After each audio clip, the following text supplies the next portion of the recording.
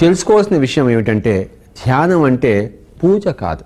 హారతి పెట్టడము, గంట మోగించడము, పూలంతా విగ్రహానికి పెట్టడము. ధ్యానం అంటే పూజ కాదు.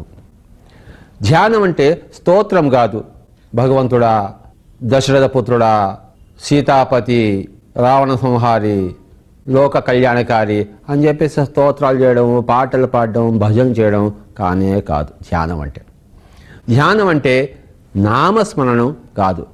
ఓం రామ్ రామ్ రామ్, ఇది ధ్యానం కాదు. ఏ వ్రతము కాదు.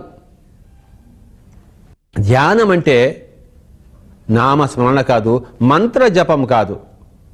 ఓం భూర్భువ తత్సవితుర్వరేణ్యం భర్గో దేవస్య ధీమహి ధియో యో నః ప్రచోదయాత్ అనే గాయత్రి మంత్రం కాదు.